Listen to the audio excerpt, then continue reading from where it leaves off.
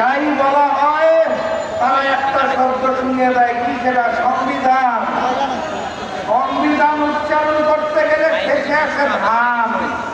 তারা ভেবেছে এটা বোধ হয় ধানের শীষ, এই কারণে বারবার বলে সংবিধান।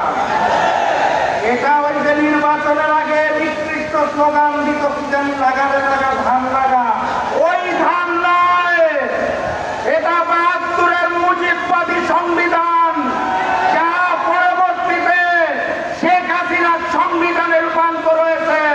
সেই সংবিধানকে তারেকবাদের সংবিধান আমরা হতে দেব না। অতএব কথাবার্তা পরিষ্কার, গণভোট